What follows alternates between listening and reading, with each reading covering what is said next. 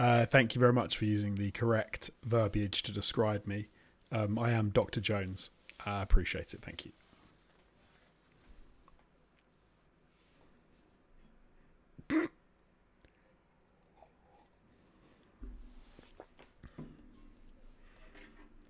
I'll have you know, it's not university. It's Technical College Wikipedia.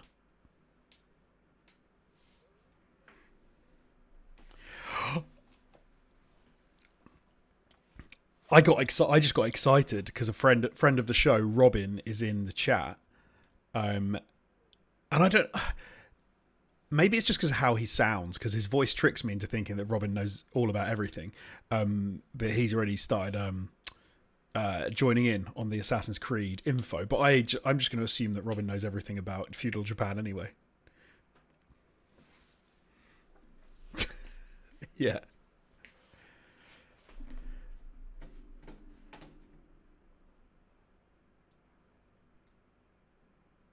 Oh, hold on. There is a technical difficulty. Isn't it exciting? People saying it's your audio is not coming through properly. So let's see if we can. Oh, it's exciting, isn't it?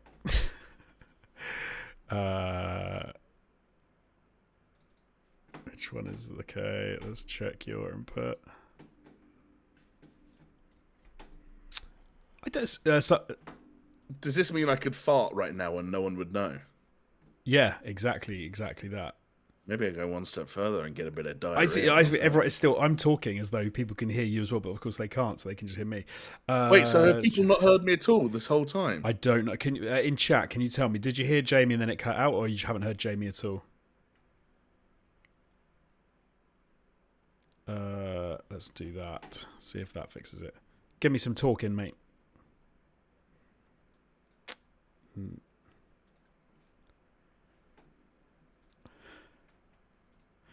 It's still not working. Right, I'm going to have to create a whole new... No, not... I can't. I could. I could, but now I cannot. Let's try and add a new one in. Maybe something's just gone a bit brooked. Let's add... It's done this to me before, and I'm never sure what the issue is.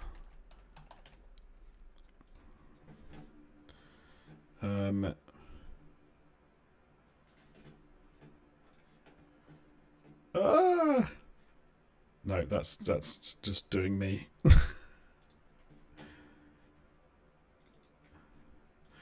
I could just go me, yeah.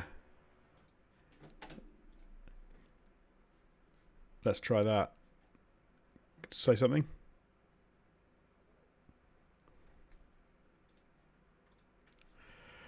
Still nothing.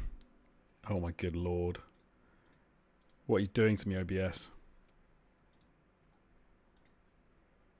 Sorry everyone, bear with us while we correct these technical difficulties. For some reason, Jamie has just vanished from the... Jamie's audio has just decided to just disappear completely, and I'm not really sure what's going on with it.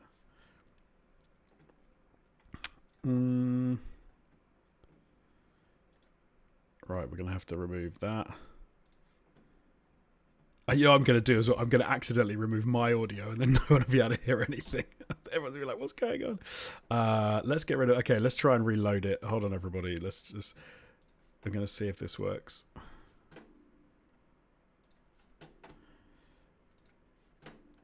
What's it going to be? That one? Right, try that, Jamie. Okay, shall I have diarrhea now? Jamie, yeah. We can hear you. Well, yeah. I want to hear it from the folks at home first before we know anything for sure. Oh no! Oh, so right, you were audible for. They were hearing you. Okay, but this is the tough part. As a comedian, I don't know which of my material's been used and which of it hasn't. Some of it I was muted for, some of it I wasn't. I know, and I don't know either. So apparently they heard the fart. You were here, then you disappeared. They heard the fart question, and then you disappeared again. But now you're back. So I suppose that the question is as two individuals who may at a later date be responsible for the uploading of an audio version of this product, did we intro this podcast or not? Yeah, I believe so, because that was pre-fart conversation. I don't even know what was before the fart thing, but there we go. No, I thought the fart bit was when they started hearing me again. Like, they lost me. I briefly came back to make a fart joke, and then I came back again. Oh, okay, maybe. I don't know. There's not enough info. But let's move on from where we're at. What do you think the safe bet is, though? In all seriousness, because I like the live stream's the live stream. The folks, these guys have seen it all before. Oh, you want to start again with the intro? And then I'm asking if you think we need to. For the specifically. Oh no, I've got all of it recorded. So when it comes back, I'll just clip this bit out, and everything will sound grand. Oh no, it won't, will it? Because it's my recording.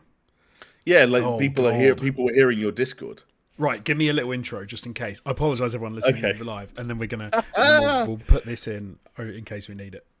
Do you know what? This is like the reverse of seeing how the sausage is made dilemma, because in that example, you're meant to almost be put off from eating the sausage by seeing how the sausage is made or learning how the sausage is made. With our podcast, the more of the innards of the sausage making you see, the more you like eating the sausage. Am I right, folks? One in the chat if you love sausage meat and the finished product itself in a casing. All right, I'm just gonna intro a podcast. I just read someone saying, I think you're muted until the fart joke. Oh, until okay. We need an intro. Yeah, let's do it. Okay, but do you reckon I can use my same intro? No one's heard it. No one's heard it. No one's heard it. So this is all original material. Everyone ready?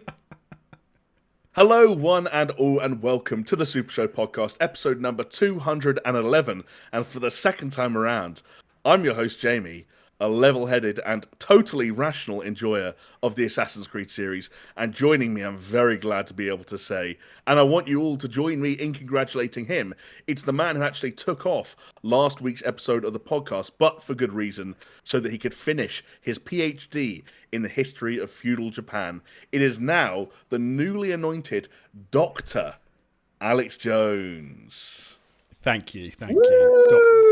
I don't know if Discord picks up my claps, but how does it feel to be an official DR Doc?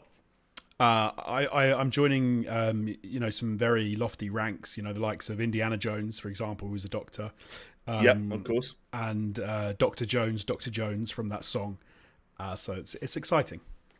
Lots of great men before you have had the word doctor at the front of their name and the word Jones at the end of their name. Few of them went to those great extents just to have arguments about video games, but I suppose that is technically what we do here on the Super Show podcast, which, I'll be honest, whether you're watching us live on YouTube right now, whether you're listening on audio platforms around the world, I have no idea, just a little peek behind the curtain, what kind of a version of this podcast that you are going to be listening to, because we have had all kinds of fun technical difficulties, right? Yes. Oh, to be fair, we usually get away pretty technical difficulty free. There just seems to be some occasions where they go a bit crazy. So today was a minor one. Chris used to have a thing whenever we were working together and something would go wrong. It was always that, it was like, the old a story about waiting for buses. Like, you wait for one and then three show up at once. You go a couple of weeks without any problems and then everything goes wrong all in one night. And Chris used to refer to it as like gremlins in the machine or something like that. Yeah. But there was something about his South African accent that made it so much more delightful. When your direct manager is angry at Premiere Pro and Adobe, but he keeps going on about gremlins, and it's like, Chris, it's just Adobe. It's just their shit. So I've had that before with people saying to me, like, I don't understand why this is doing this. And I'm like, it's Premiere. It just does it. That's what it does sometimes. And OBS sometimes just decides to drop out, an audio input and just go mute. So there we go. Oh, software, hardware, you name it. All wares are destined to fail at some point. Apart from WarioWare, which is, as far as I can tell, invincible. Yes, I just quickly want to give Robin another shout out. I know I've already given one, but he knows the keys to my heart, and Indiana Jones is one of them, because he's just put a quote from the film where he said, "You call him Dr. Jones," which is what Short Round says to I can't remember. I think it's Andy in the film. But I have an interesting little tidbit that I found out about Temple of Doom. There is a bit where Short Round says, right before Indy cuts the bridge, he says, "Chao Chi Latsu Sansa," which is supposed to be hold on, like I'm going to cut the rope bridge, doesn't mean Mm-hmm. anything. Apparently, it's been in, Oh, a lot of people over the years have looked into it and said Hong Kongese people, Chinese people, like Mandarin speakers, Cantonese speakers have said, yeah, that doesn't mean anything. Like, I don't know what it's that just was supposed to nonsense, be, but just gibberish. it's not gibberish. It's like stuff put together. So there are words there, but together it doesn't really mean what he's trying to say, apparently, which makes me sad. But also, I don't care because it's a wicked scene. It's one of my favourite scenes in films. Yeah. So. It's also given you an outrageously engaging piece of trivia that you can share, not just with people like myself, but also the folks at home.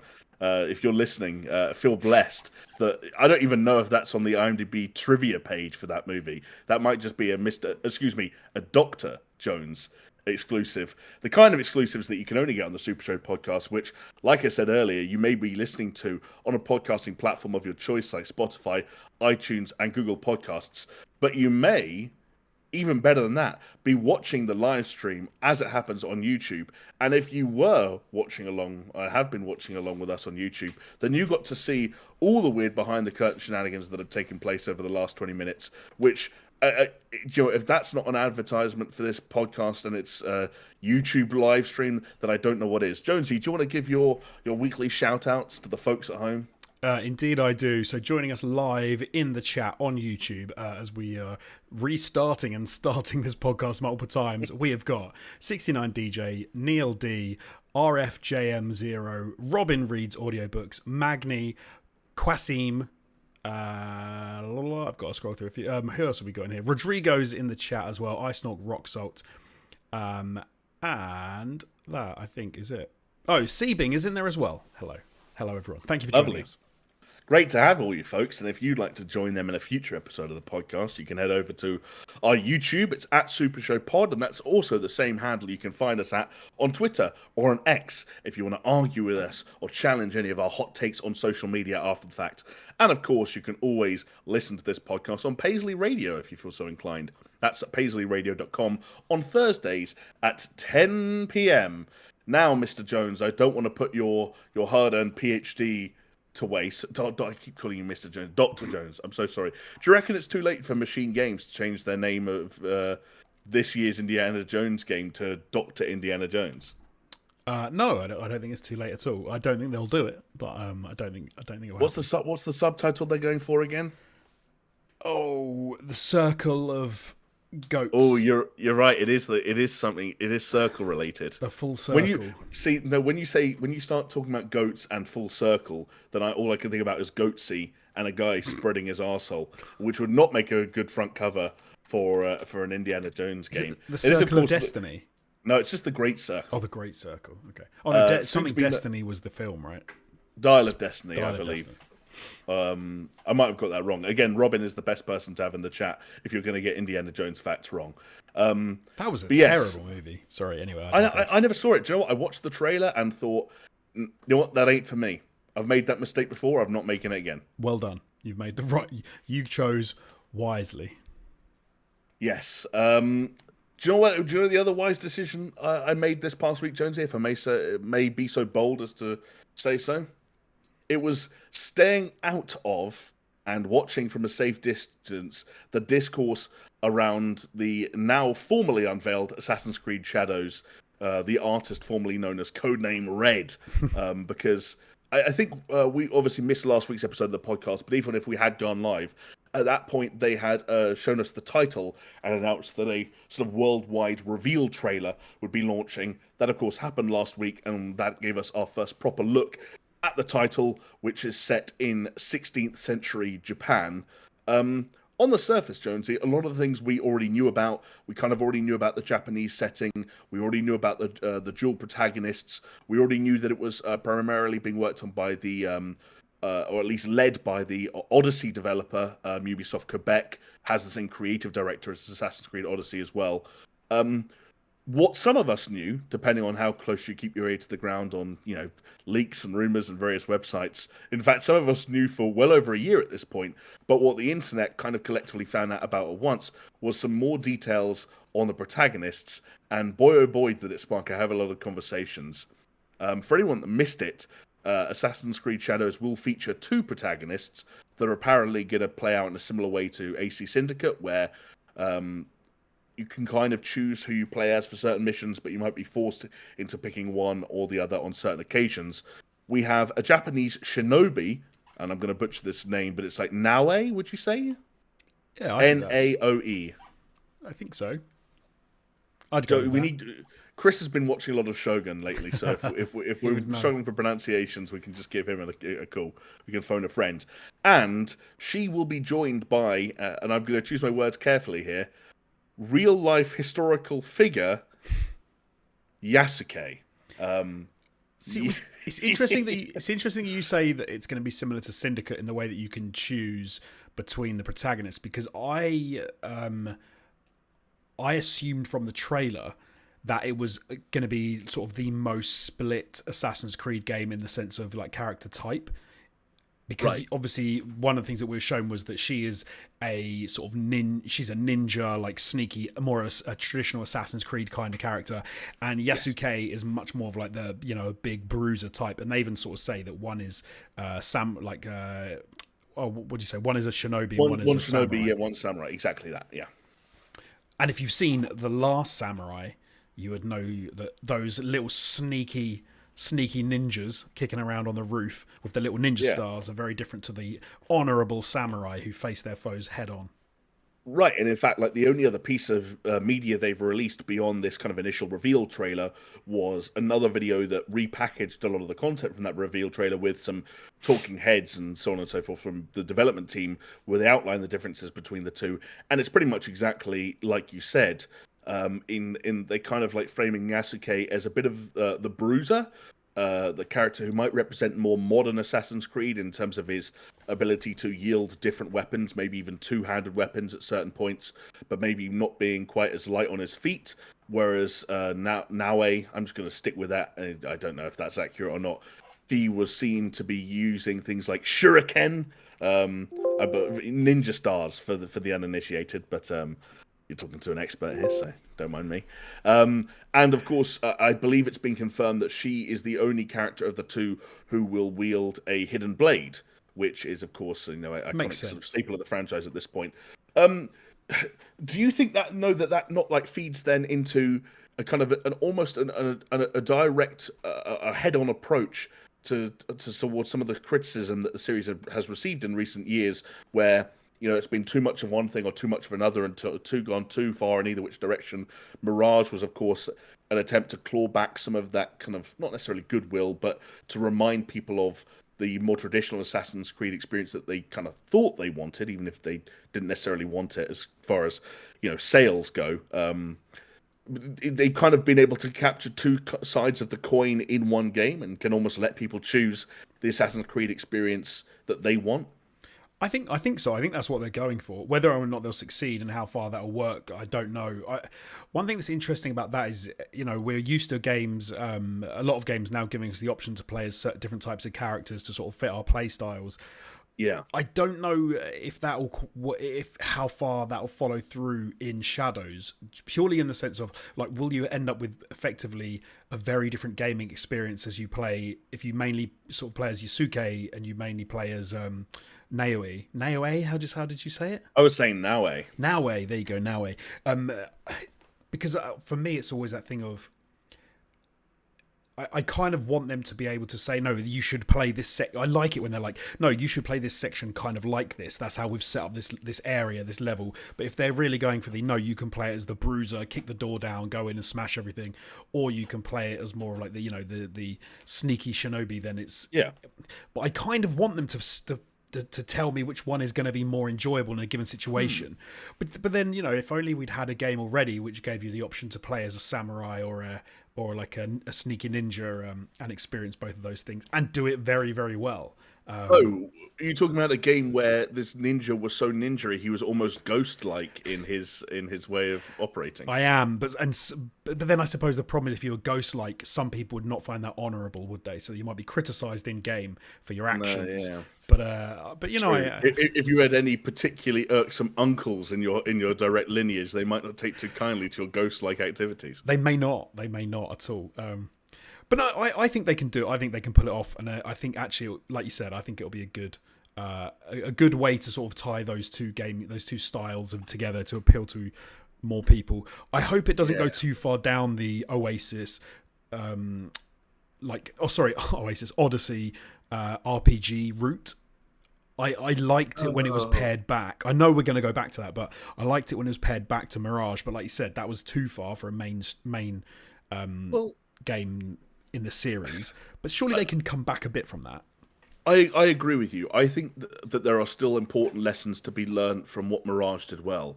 The weird thing about using Mirage as kind of like a putting Mirage on a pedestal and like trying to learn lessons from it, and this is a discussion we actually had briefly on the Discord in this past week, is that Mirage didn't review as well and didn't nearly sell as well as Valhalla. And Valhalla, Right. you know, if you go on certain social media platforms, I'll name no names, it's one of the most derided entries in the entire series, full stop. Possibly because it's the most recent, sure. But like a lot of people out there really, have gripes with Valhalla. A lot of those gripes perfectly legitimate. Mirage tried to walk those back, and critics liked it less, and less people bought it. And so we're trying to learn lessons from that internally at a big company like Ubisoft, where you have to kind of appeal to a lot of different people and jump through a lot of different hoops to get things made. I wonder if there are kind of hard like the lessons from Mirage are hard to learn simply because a lot of the data suggests that people didn't actually want it as much as they thought they did. That being said, I Yeah. still think there are things that didn't impact critical reception and didn't impact commercial success that are still meaningful lessons that I'd like to see Shadows learn from Mirage. Little things like walking back some of like the, and maybe this is going to be hard given the setting, but walking back some of the mysticism and some of the sort of more overt kind of like supernatural or otherworldly elements that were present in parts of Odyssey and Valhalla. Like I don't like walking some of that back and having Basim's abilities more grounded in gadgets, for example, and actual mechanisms and tools that could have been made or forged together at the time. I thought that was kind of an interesting way of having those same fundamentals of the gameplay, allowing people to experiment in the same way and with the same tool set, but grounding it in the kind of the world and in the setting a little bit more. I'd like to see some of that represented in Shadows, but I do think that this being a 60+ hour RPG with everything that people liked and didn't like about Odyssey and Valhalla back is sort of an inevitability at this point. It's weird because I kind of get why Mirage didn't sell that well, because I think if you constantly say a game is there for the traditional fans, a halfway house, something in the middle, I think people can quite easily overlook it and just be like, okay, I'm not gonna invest in getting that. I'll look at the information about it, but I'm not that into it. And to be fair, it was a step back. Like, it did feel like you were playing a dated Assassin's Creed game. For me, it was something that I was into, Right. because I'd missed that a bit with Valhalla and Odyssey. But then I actually I don't want them to completely get rid of that stuff. Like, I enjoyed Valhalla.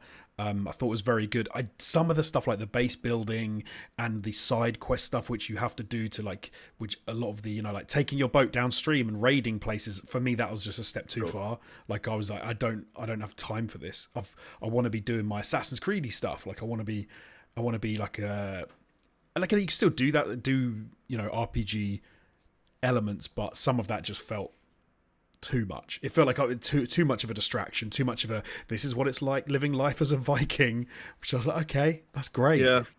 So somewhere in the middle, that's what I suppose I'm looking for, a halfway Yes. house. A balance. Exactly, a balance. Which you'd hope that the more of these games that they make and the more they continue to kind of push and prod in certain directions, the more of a balance we're left with each subsequent game. But who knows? I suppose the other thing that is kind of still a bit of an unknown about Shadows itself is that it may still well be the title that kind of launches as the Assassin's Creed Infinity service, whatever that ends up looking like, which then paves the way for a number of different Assassin's Creed experiences of different lengths and different natures to arrive in subsequent years.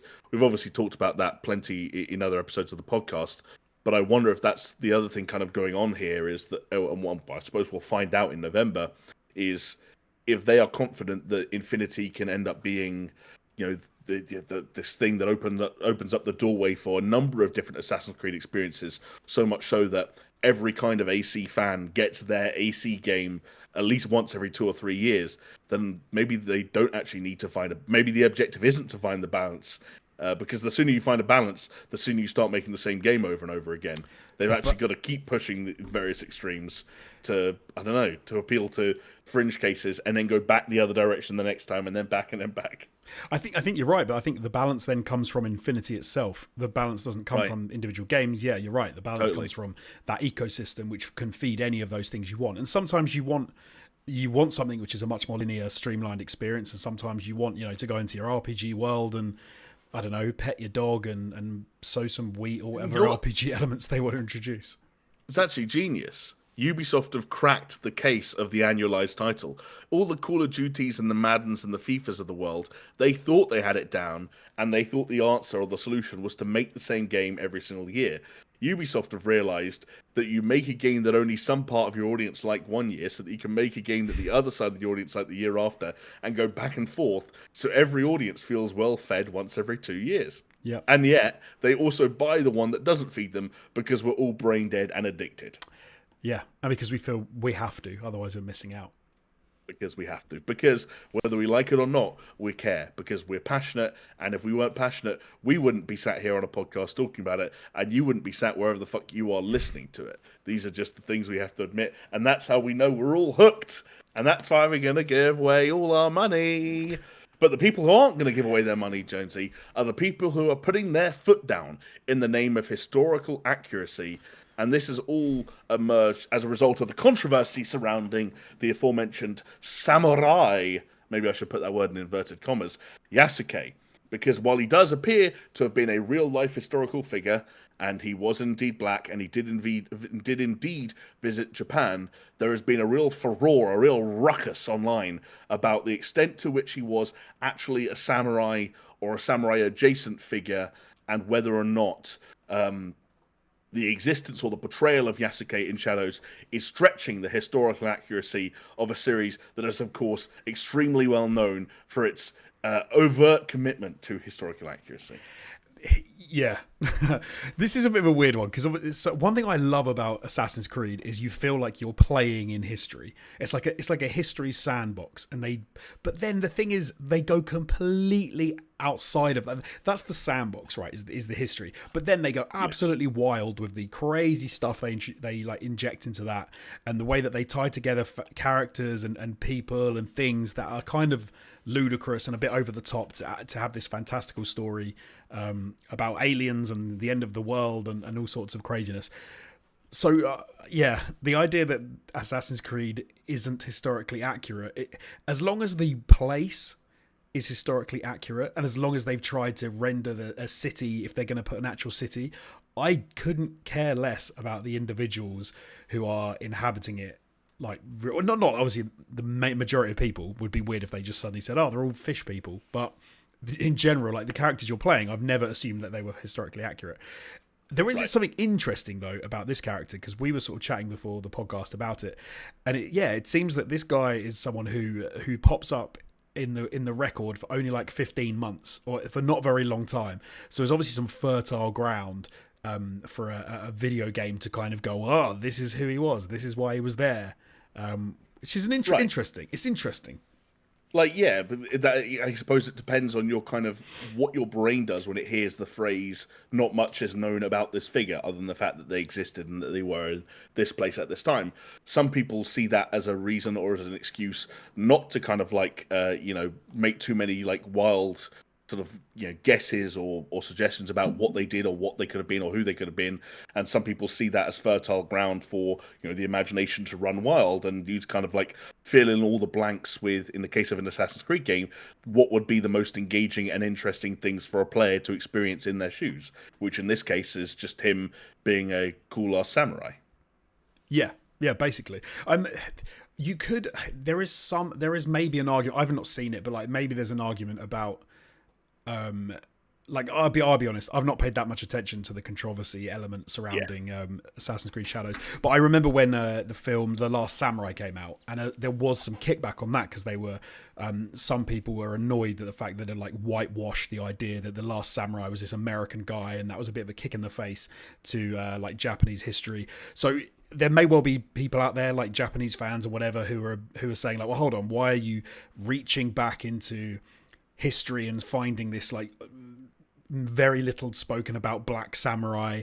Like, have you done this because your diversity has to be in everything, or are you doing it because Sweet Baby Inc. got on the phone and said, "Look, Sweet Baby you can do Japan if you want, but you got to find a black fella. you got There to must have have a been black one." guy? Yeah, like is there an element of that? Like, yeah, maybe there is, but then at the same time, like, you can't deny the fact that this is quite an intriguing character, especially in this series of games, and like how that can be utilized. Like if you're Japanese and this annoys you, I'm not going to say anything. Like that's up to you. That's your history. You can be annoyed. I'm not going to tell you you're wrong. But I'm going to guess that most people kicking off about this probably weren't going to play this game anyway. So Yeah. People are always. and the other looking character's for their- Japanese. There's a The other character in it. The other character, exactly. The other character's Japanese, and for all we But know, she's you a could lady, play- Jamie. No, Which, I'm which just messing it, around. but, you know, it has been interesting though. I mean, don't get me wrong. Assassin's Creed has had female protagonists in the past, of a sort, either shared protagonists or protagonists in kind of one of the spin-off games or handheld games. I forget the name of the was it Liberation that came to Vita and was eventually I think ported to like PS4 that had a female protagonist. Syndicate obviously had the sister, and then Exactly. Oh, And then all the recent Valhalla and Odyssey, yeah, you could pick. And I mean, whilst you could pick, with some exceptions of some of the early marketing and advertising for Odyssey, like they definitely kind of settled on a trend of, at least from the Ubisoft's perspective, it became clear that they felt like the females were the protagonists of those two games, because Cassandra started to star in a lot more of the marketing material for Odyssey, and we saw a lot of a female Eivor, and also like Alexios and the male Eivor have both been kind of dumbasses. I don't know if that's just mine. If they have done that, like, don't do that. Like that's. I don't know they've done that on purpose, but I just think They they might have remember there being a lot of discussion in Odyssey about how like Cassandra kind of felt cool, but Alexios could just something about his voice acting just made him come across as a bit of a dipshit. Oh, Which right. I didn't mind. I played remember it. I played as him, and I thought he was an endearing dipshit. Yeah, I Well, because we're buff, hard, red-blooded men. This is a question I wanted to ask you. So, who in those games, who have you opted to play as, the male or the female protagonist, when you've had the choice? Why are you going to out me? No, because I find this interesting. Because I was going to say I am swayed by the marketing materials. So okay, I'm going to be a bit sad and say, because my name is Alex and Alexios was in Odyssey, I played as Alexios. But then I had a female Eivor because every bit of marketing I saw was a female Eivor, and it almost felt to me as if I was going to be playing. Like if I had the option for Aloy to be a male character, like I'm not playing as male Aloy, like Aloy's a female. So I had the same thing with Eivor in that sense. I nearly had the same thing with Cyberpunk because they kept showing V as a female protagonist. There's a lot of a lot of female V. But then they flipped it, and I saw a lot of male V. So then I played as male V. But yeah, hit me. Go on for the last Assassin's Creed games. Did you go male Eivor? So I've been male in just about everything, and that people are going to make me think I'm a bigot now. I'm not. I fully acknowledge like the female variants of all these characters. And in You're some a man, cases, though. Why would you not do a man? Why would you not be a bloke? I think it's like a weird I don't know. I was going to say just like a self-insert like fantasy thing where like if it I don't know, maybe it's just easier for me to see myself in a certain way. Like I don't know. Yeah, I agree. Which is weird because for very obvious reasons, if you're watching the video version of this podcast, I very rarely make male custom characters look like me because I just don't think there's any point. Because you can never make them as fat as me. So two, it can get into this weird thing of like, well, am I gonna make the skinny version of me too? But then also the skinny version of me is like, oh, I'm gonna make a white guy with dark hair with an average height and an average build, and it's like.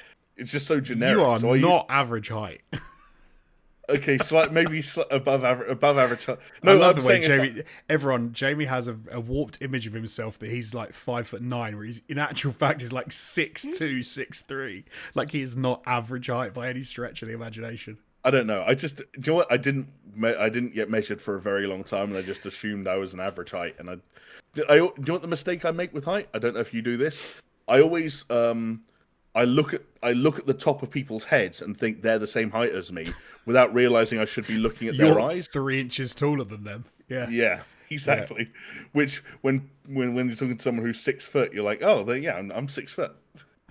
Because I can see their bald Because my head. because my eye level's level with the top of the head. Meanwhile, you're saying, mate, did you know you've got a bald patch on the top? And he's like, oh, how have you seen that? Oh, because you're up there. Yeah. Anyway, before we move on, I want to say, people in chat and down below in the comments, I want you to let me know. Do you play as? Are you swayed by the marketing, the media, or do you go? If you're a guy, do you go with being a guy character, or if you're a female, do you go with the female character? Let me know. I'm intrigued. Or are you as easy to manipulate as me? I'd like to think you made an interesting point there when you mentioned Aloy, just as an example. I think if I was introduced to a game where I only ever knew the protagonist as a woman, and like in all the marketing material and all the trailers and on the box art it was a woman, and at the very last moment I was given the opportunity to change gender, I don't think I would. And while I agree with you that like the female Eivor, for example, was front and center in a lot of that, it never felt quite as overwhelming in that direction that I couldn't pick male Eivor, or that male Eivor felt out of place anyway. But I guess now in just like Syndicate, that's taken out of our hands, and it has been interesting, like I kind of was saying earlier, to see the lack of conversation around a female protagonist in an Assassin's Creed game, because people have been so busy getting angry about the other thing, they forgot to get angry about that. Anything to get the pitchforks out. But yeah, and any kind of closing thoughts about Shadows? Obviously due out in November 15th, which means that Ubisoft at the moment, between this and Star Wars Outlaws, which is coming out at the end of August, are kind of, as we sit here towards the end of May, they're kind of dominating the fall to Christmas period, because no one else is getting their release dates out there anytime soon. At least not before Summer Game Fest and whatever else comes with it. The one thing I will say is I think that they've got excuse me, I think they've got a difficult hill to climb in a way. As you said, like Valhalla wasn't best received Assassin's Creed game, and I think with Ghost of Tsushima being as good as it was, and also getting its PC release, and the fact that on PC, I want to say that it was in the last week, it was revealed that Ghost of Tsushima is the most successful PlayStation to PC release ever, overtaking God of War. I think other than Helldivers, I don't know if Helldivers was included in that. Right, I don't think Helldivers would be. It's like single player game. Oh right, okay. Like Ghost of Tsushima is a fantastic game, and I think that when you've seen how well a game like that, like how well it can do and how fun it can be and how awesome it can be, and then to kind of, and also for people at the time to be going like, this is basically an Assassin's Creed game, but my God, is it good?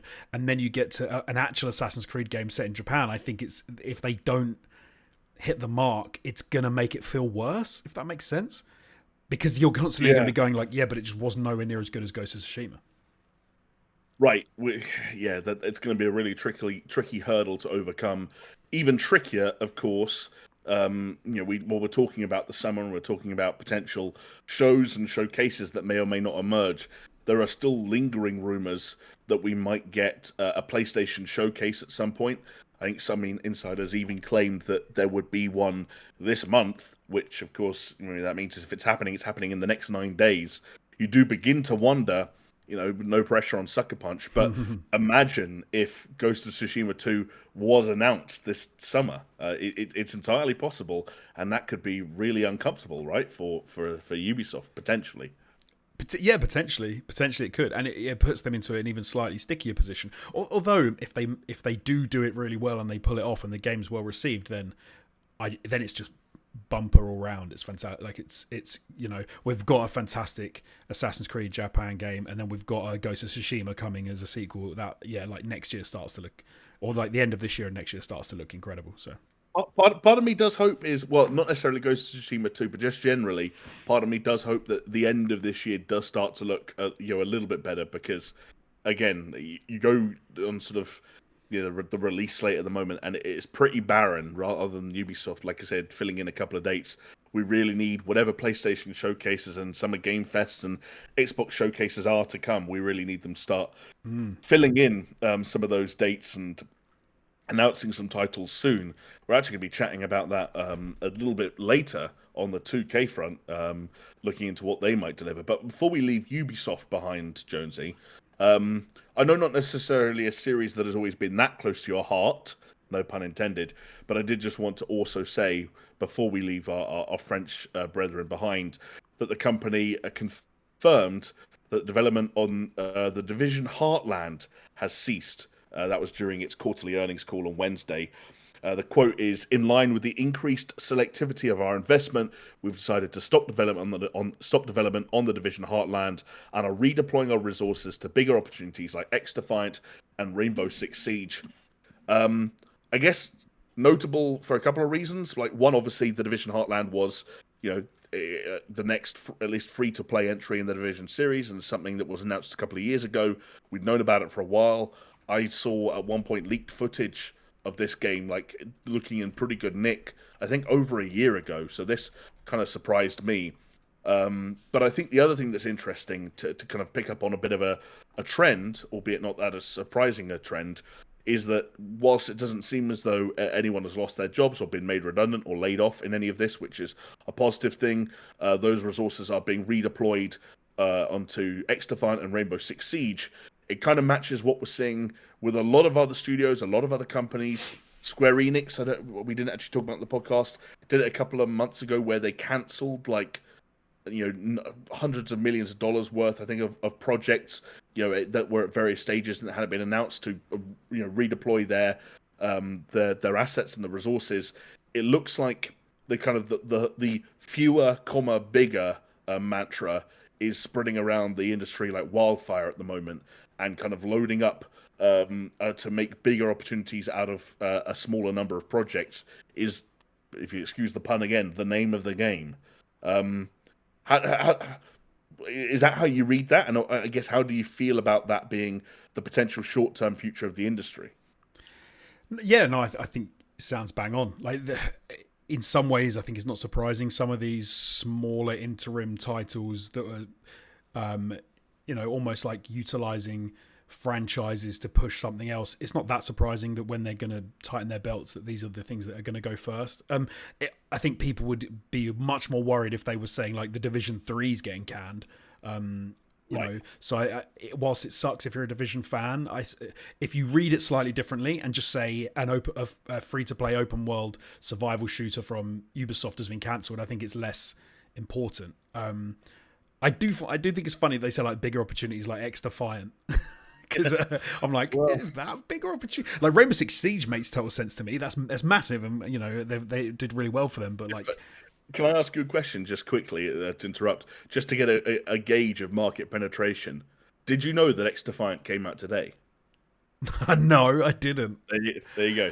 There's a fun piece of to let you know how effective that marketing was. X-Defiant came out today, folks. I thought the last thing we talked about was like X-Defiant was coming, then X-Defiant was put on the back burner, then X-Defiant was coming again. Oh, yeah. And I did not realize it was coming out today at all. And we probably talked about it too. We might have even mentioned it like earlier when we did our games coming out this month. We probably mentioned it and I forgot. We probably did actually, yeah. Oh wow, that's embarrassing. But yeah, there you go. They're obviously hoping that that's going to be another Rainbow Six Siege for them. Well, yeah, we'll see. They I think the servers went live at 6 o'clock local time for us here in the UK, and I think just before that they had like an esports tournament with a bunch of former COD pros. So they're definitely trying to kind of raise some awareness. But they're doing the thing. They're doing the Ubisoft thing. The Ubisoft thing of you make a game and then for some reason, I don't understand it. Like, I understand that marketing is expensive, and the joke is all like, not the joke, but the thing in like movies, for example, is that a film, you double the film's budget to get the marketing budget and the film budget. So I totally get it. It's expensive, but they keep doing the thing where it's almost like they're embarrassed, and so they don't want to tell you But then you look a lot of their stuff like that. You look at it, and when you actually look at it, you're like, "But mate, this is really good."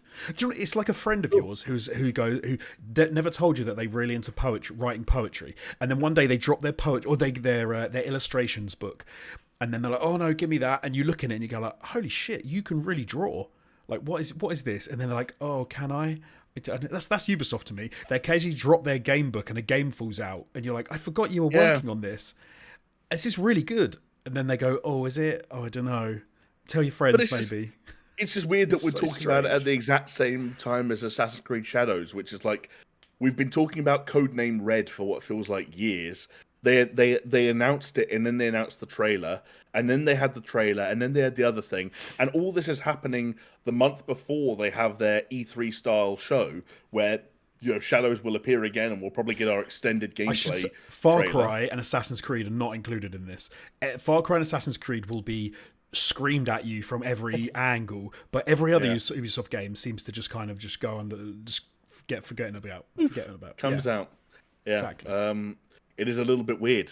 And I guess we have one less of those to be surprised about now that the Division Heartland is off the slate and becomes, again, another kind of like fascinating, somewhat recent industry trend that reminds me a little bit of Hyenas, if you remember that game from Creative Assembly, a game that is, as far as you can tell by talking to people in the know, really nearly done, has been around for ages. There is as much leaked footage of it as you could ever hope to watch already online, and seemingly just like, it seems like when it comes to live service games, like we're genuinely talking about to the point where sometimes supporting them is just as expensive, at least in terms of manpower, as creating and releasing them, that it can still be very cost effective to just cancel a game that's made.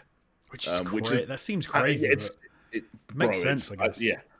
I guess so. Like, when you made the point of talking about the fact that Siege and Extravagant are ongoing games, and maybe it's like, hey, it turns out if you put these headcounts into these teams, we make more money from these projects than this ever will.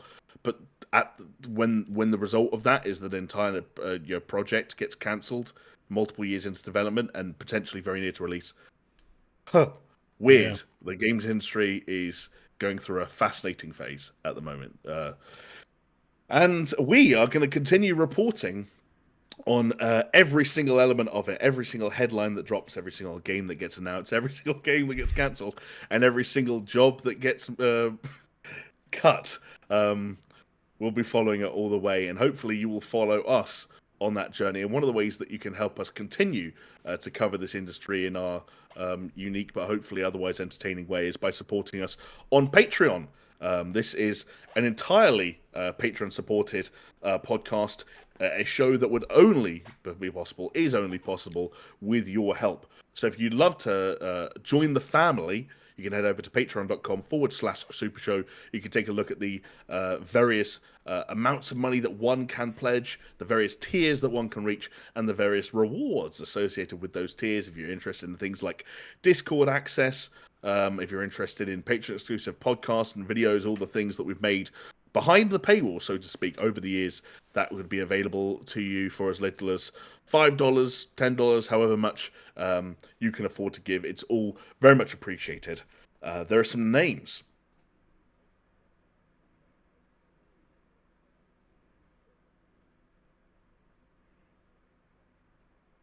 Oh, hold on. I forgot this had happened. I'm going to have to do this bit.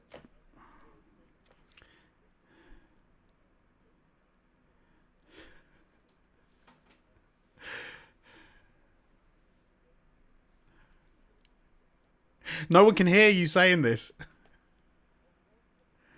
Because I forgot. Because you just started to. Anyway, everyone, I apologise. I'm going to read the patrons because you can't hear the patrons because you can't hear Jamie, and then we'll go back to it. There are some fine folk on screen right now that have gone over and supported us at patreon.com. I would like now to give a special shout out to Aaron Cameron, Athletic Gravy, Brimstone, Ice Knock Rock Salt, Jesper Camdown Nilsson, Pastors Guild, Zander GTI, and the big dogs, the members of the board, is Bretzy, aka Shellshock, Geometric Potter, Hacksaw McGreed, Manuel Guerrero, and Peaswad. And now that you are back, Jamie, you can fill the people in on what you were saying. Do you know what? Can hear you. if I were reading out the patron names, I'd have done it a lot more slowly to give everyone a lot more screen time. Jonesy was clearly rushing there because he was panicking. I was trying to bring you back in. Also, can I let people know, because they wouldn't have, apparently they didn't hear it. There was a bizarre moment just then where I was talking for like 10 seconds straight, and then Jonesy goes, "They can't hear what you're saying." I was like, "Why wouldn't you just stop me talking? Why were you sat there listening to me?" Because you command attention when you speak, and I was, despite having just told you that no one could hear you, I was drawn in by your eloquentness, and so I was giving you time, and then I felt I should cut in. I'll settle for eloquence. I prefer authoritative or something like that. Something just as long as I could. Does it have a tit in the middle? Authoritative. I think it does. I always forget the tit. Yeah, there you go. Do you know who doesn't forget tits? Actually, that's a really. I'm not sure I've served myself up a great segue here. Who doesn't? Do you know who? Do you know who? Shit. Doesn't everyone like tits? I thought this was. Well, this is the problem. That it is a very universal thing. Do you know who looks like he might have tits? And I'm allowed to point it out because I do too. Video game Donkey. The famous YouTuber who, of course, last year entered the big bad world of video game publishing, and for all intents and purposes, it's off to a scorching success following the publication of the first game that he partnered with Animal Well. I forget the name of the developer because I don't want to do. Mode? Is it Big No, Mode? that's the thing. That's the publisher. That's Donkey's company. Billy Basso of Shared Memory. I wanted to make a point of that because I feel like so many people are calling this like Donkey's Animal Well and Donkey's video game. I feel like to not give a shout out to Shared Memory would be a mistake. But it's received fantastic reviews. Was considered a Game of the Year contender by many when it was released on May 9th. Currently sitting at a 91 on Metacritic for the PC version. And I think the most interesting thing of all of this to me, Jonesy, is when I saw it pre-release, when I watched trailers, when it popped up at various shows and live streams. Never in a million years did I look at Animal Well and think that is a Jonesy game, and it turns out I was wrong. Yeah, I've had a fantastic time with Animal Well. I thought the same thing. I was umming and ahhing about whether I'd even have a go. Then realised, and it was free, so on the PlayStation Plus, exactly, Extra. And was like, okay, yeah, I'm absolutely because I'd seen some of the footage of it, and obviously, and I'd seen some of some of the gameplay, and I thought that looks compelling. Like So it didn't look like a me game, but it looked compelling in its art style. And I do have a bit of a thing for certain types of indie games, and it had that look and feel to it. So yeah, took the plunge and found it very compelling when playing as well. It felt like a game that I'd never played before, in just kind of what it was doing, what it was putting down. Like it's quite simple in a lot of what it does. A lot of it will feel very familiar to people. It's at the core, it's a pretty basic platformer.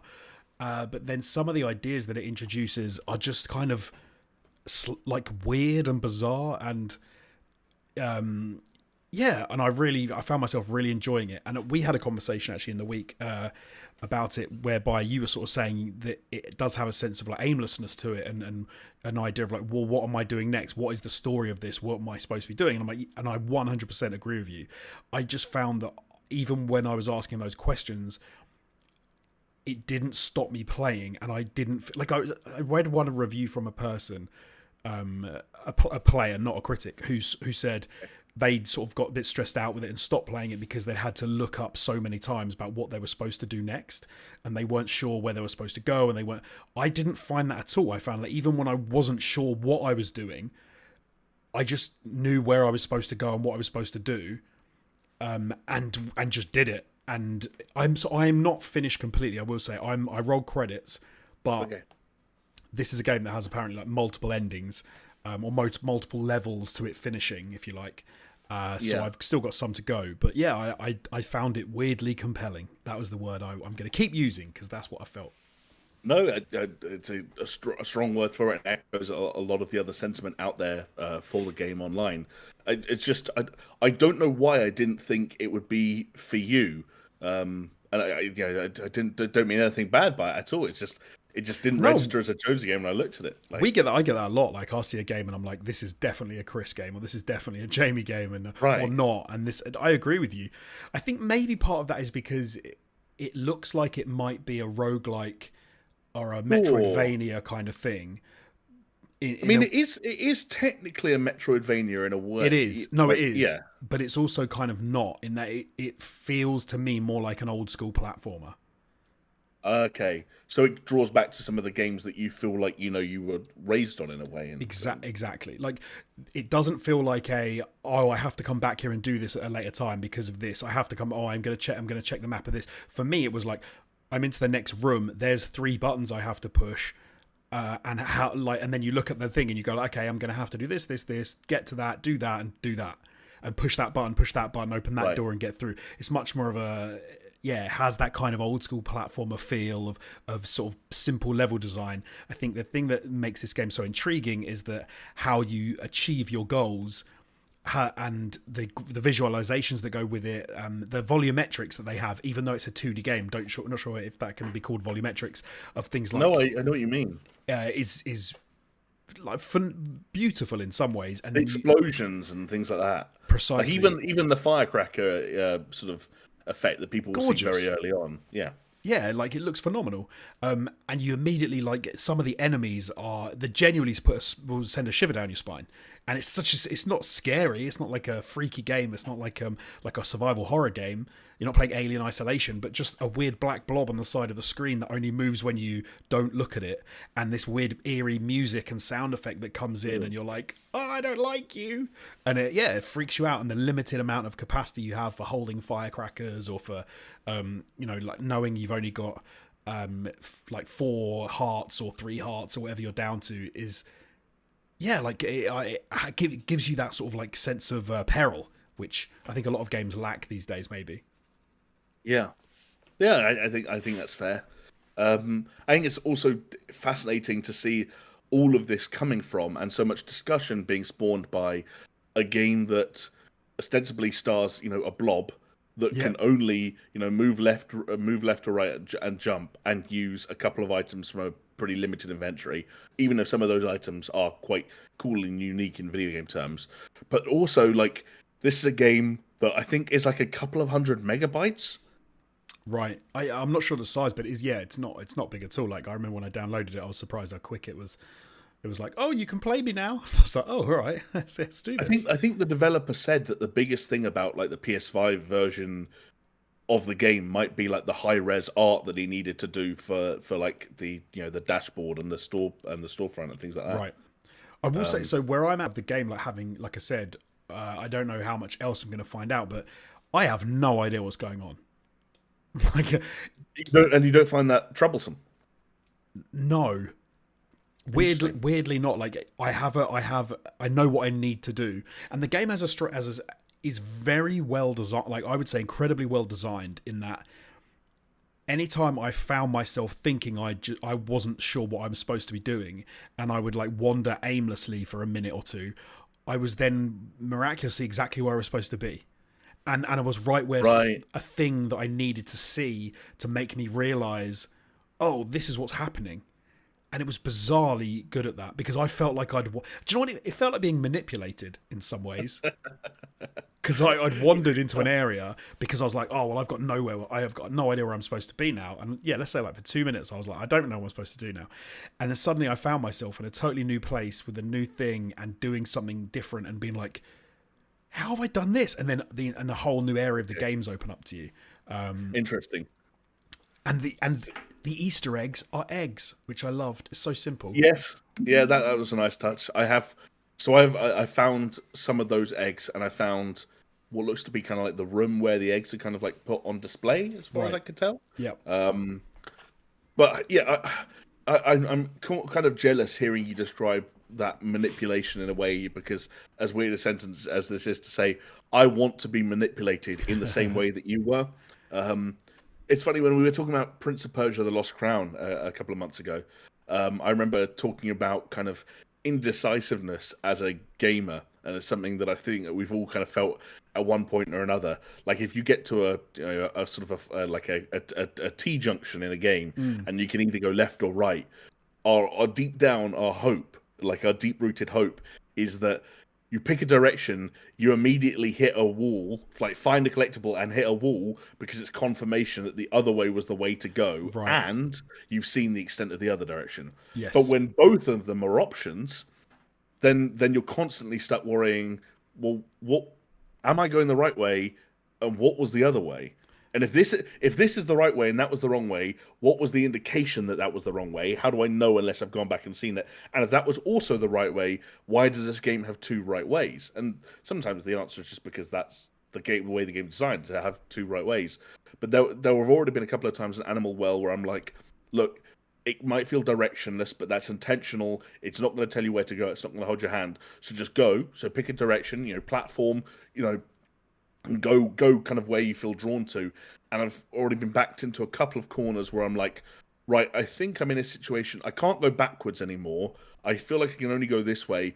I feel like it wants me to do these small handful of platforming based challenges to then flick the switch that will let me get out of it here. But like, I don't know if I'm in the right place or not, Right. and I don't know if I can be bothered. And like, if I start going backwards, then I'm backtracking to be like, well, what if I was in a place that I was meant to be, but I'm not good enough at the platforming to know that I was meant to get through that platforming section? Right. There's for sure been a couple of parts where I've looked at my available inventory, looked at Right. what appears to be what I'm supposed to do, and gone, that can't be it. Like that can't Yeah. be how I'm supposed to do this. And the few times I've had that feeling, it was what I thought it was. But that's the only way to do it, which was bizarre because I've not really had that in most games. They don't give you that feeling of like that can't be right. It's interesting you say about Prince of Persia: The Lost Crown, because I had with the platforming. I really enjoyed the platforming in that game in the similar sense to how I've enjoyed sort of the platforming in Animal Well. Animal Well's platforming in a sense is much easier. You're not doing sort of really tricky platforming. You are in some areas. I'm not going to say you aren't. There are some bits which are pretty tricky. But for me, the reason I fell off of Lost Crown was because when you did reach like an enemy that you just could not beat, Right. and then you were like, okay, this is obviously something I have to return to. I don't like that feeling that much. I don't like having to think, okay, I'll have to go get good and then come back when I can actually handle this. Whereas Animal World doesn't have any of that because there's not combat in that sense. It's more like you could, for example, say, oh, I haven't found the item I need to do this yet, but then you will never end up at that area where there's a boss because you wouldn't have been able to get there. Yes, And makes sense. I do find that more fulfilling, I must admit.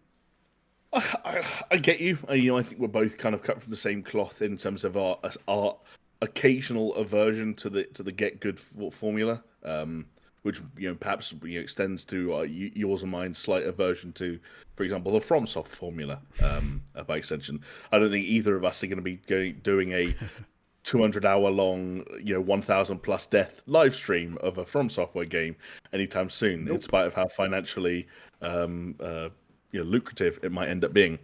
I do have to ask, Jonesy, and I promise this isn't a loaded question. This comes out of genuine curiosity. You have in the past looked at games like Animal Well, and based on their size or their scope, their budget, their art design, their whatever it may be, looked at them and said, you can't put this game, or it'd be silly to put this game in the same conversation as insert AAA game here. And that sometimes when it comes to kind of like Game of the Year conversations, you have felt a little bit weird at times in the past of having a conversation about Assassin's Creed Shadows and Animal Well, with that both games are in the same sentence. Is it going to be a Game of the Year contender for you, or is it kind of in its own niche? I know it's only May, but Do you know what? No, yeah, it very well could. Purely because, I'm stepping all over like what I've said before. no, I disagreed with you at the time, so I'd welcome you kind of. I feel like it looks simple, but it's doing so much. It's kind of but then to be fair, that's probably the same of a lot of games I've criticised in the past for being really simplistic, and people have gone Game of the Year contender, and I've said, this is Undertale. I was literally thinking about Undertale as I said it. Yeah, no, but I'm happy to say that, hey, maybe I was wrong. Like this, you could, like I said, I just love how I can think of in my head AAA games that the level design has been woefully shambolic, and this feels the opposite to that. And some people might play this and go, "This is so simplistic, like what you're talking about." But it's just, it's just such a enjoyable, manipulative, curious, strange little multi-leveled, multifaceted game. And like I said, I've rolled credits and I've still got, apparently, I don't even know how long before I actually get to the proper ending, or like, the real ending or whatever. And that fascinates me. Me too. Me too, because I'm kind of like, I feel like I've had a good experience and I've finished the game, but I'm like, but I know I've got more to do. Yeah. So weird. I love games like that. And you know what? I've never played one in a good enough amount of time to be a part of the kind of the zeitgeist or the conversation around it. I don't know if you've been kind of like looking up conversations or chatting on social media to feed into that, but it's always, Undertale is one of them. But I remember other games like Fez and The Witness, where critics would always get it first, and it would come out and they'd say it's really good, but also there's way more going on than meets the eye, and kind of like seeing those games unravel before you. I've tried to steer clear actually with this, purely because I want to do more. I want to do more myself before I start reading up on what other people have said, because I don't want to accidentally stumble upon someone saying something which kind of alters my experience. Fair. Yeah. Cool. Well, in that case, I mean, I look forward to maybe hearing another Animal Well update in the future. If you, I don't know, maybe it's got a Kojima-esque twist where you'll roll credits again and you'll get a trailer inside the game for another chapter that you never knew existed that looks like it contains all kinds of rad new content, when it in fact is rather disappointing. Definitely not referencing another real video game.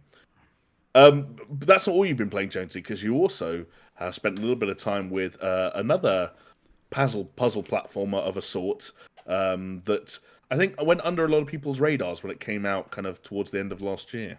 Yeah, I can't remember where I saw this, but American Arcadia. I tell you where it was. It was in my wish list, and it pinged up because it was on sale, and it's something that I'd seen. I really was intrigued by the kind of simplicity and the style of it. So American Arcadia is it's not even a platformer. It's more like a 2D. What would I even describe it as? You're effectively, it was almost like a simulator, I tell you what, more like The Great Escape. It's more like a 2D novel that you would like, story that you're going to walk through and that you're going to. Oh, the Artful Escape. The Artful Escape. Sorry, what did I say? I think you said The Great Escape. It's Great Escape. No, it's not that. The Artful Escape. I took a second or two, kind of like piecing it all together, going like, Steve McQueen, yeah. Sorry, The Artful Escape. The Artful Escape without the music. So it's, for most of it, you are playing this character where you're almost like in a Truman Show-esque world, but with a lot of other people that are as well. And you are given help by, and it's the 1970s kind of vibe, but futuristic. I suppose like the Jetsons or something like that. But you're given some help from the outside to escape, because you're going to get offed by the people that be, because you're just, they don't want you in there anymore. But then it has this really nice juxtaposition of when you're playing as the character who's helping do the escaping in the real world. You play in 3D, first person perspective, and it's more of like almost like a more detective-y kind of thing. You're walking around trying to reprogram security cameras so you can get from one area to another, or you're hiding information so that someone can't see that you've been up to no good. But then when you jump back into the world, to the 1970s world, and you're trying to get this character out of the Truman Show-esque sort of place they're in, you once again, it's 2D, you're looking at this character and he's running along the screen sideways. There is platforming in there. There's a lot of time-based puzzles. So you'll take control of a CCTV camera, switch certain things on and off to distract some guys that are trying to look for you and then sneaking past. But yeah, no, I really recommend it. Again, it's got a cool aesthetic. The story is really fun. There's some sort of tongue-in-cheek comedy in there. There's definitely some fun to be had.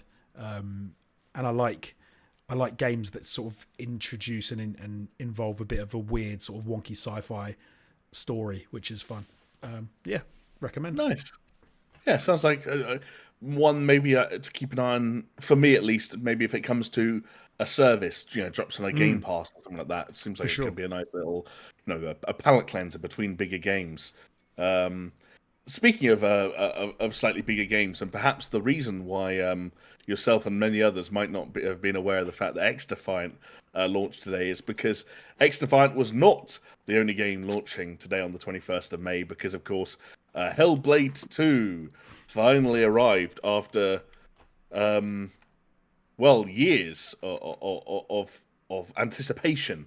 Because of course this was announced all the way back in what 20 Oh God, I kind of remember. the end of 2019, I think it was. I remember. I think it was at the Game Awards at the same time that they announced the Xbox Series X. So a game that we've known about and has been in development for kind of upwards of 5 years, which, as many of you might have heard already, depending on how many reviews you've read or watched, roughly works out to a year of game development for an hour of gameplay time. But no. I've only played the first hour or two, which, yes, admittedly means I've played a larger chunk of this game than an hour or two and another title might have meant. But it still doesn't feel like I've seen a huge amount of what this game has to offer. That said, based on what I've seen thus far, and obviously, have you been watching or reading many of the kind of the reviews that dropped this morning? I've read a couple. I've not watched anything yet. And Okay. I had a bit of I kind of accidentally nearly stumbled upon. I don't know if it was like spoiler territory, but it was just some people talking about things, and I was a bit like, oh, I don't want to know too much about this at the moment. So I was planning on reactivating my Game Pass and downloading it, and then sort of delving into a bit deeper into what was going on. But yeah, so I've read a couple, but not too much. Okay. Well, in that case, I'll say then, if it seems as though that maybe there's a relative simplicity to the formula at play here. That's because, as far as I can tell, there is the fundamentals of Hellblade 2 remain very similar to the fundamentals of Hellblade 1, and in some cases, with regards to the combat, I'd say specifically, perhaps feel even more. I'm not going to say stripped back. That seems unfair, but more like the more of a they're in more of a sharper focus. Right. Really, this seems like a cinematic, narrative led, but fairly short adventure with which doesn't really have an emphasis on exploration. It doesn't open up to any bigger areas or broader areas. There's no mini hub zones that you're going to be crawling around for collectibles. This is a game about Senua's journey through this land and through this tale, literally Senua's saga, and dealing with all the grappling with all the kind of the mental health consequences of that saga, as she did in Sacrifice.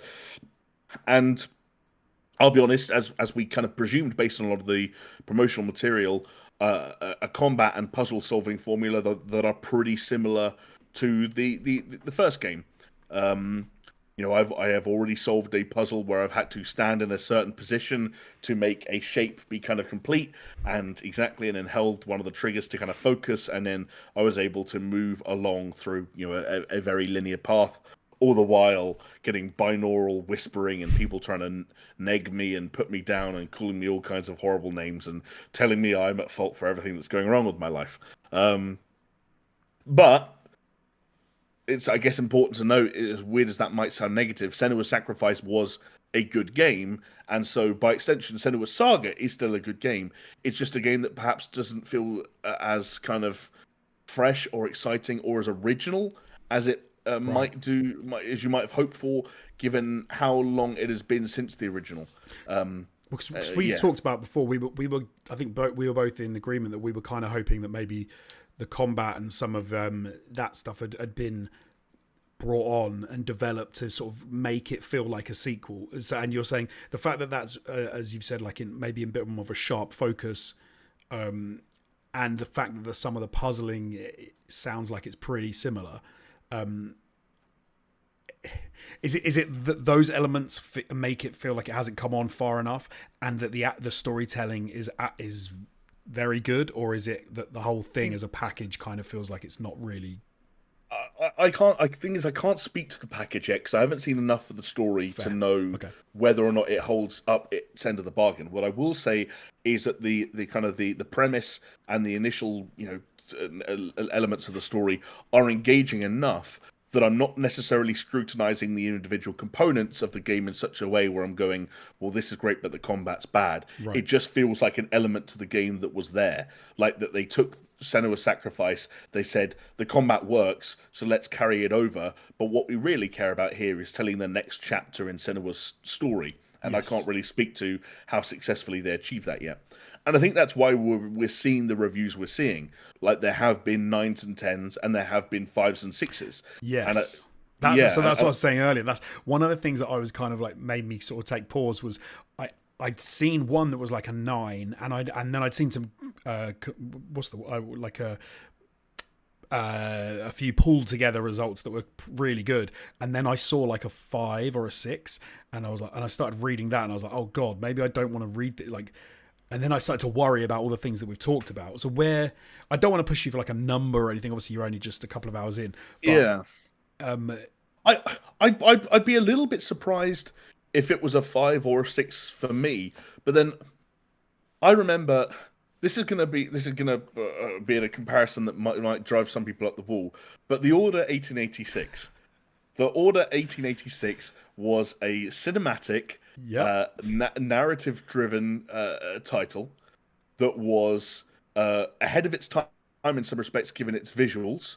yes, for sure. Albeit albeit they were criticized a little bit for being letterboxed and being presented in a whatever it was, a 2.39 to 1 aspect ratio, which Hellblade 2 is of course is as well.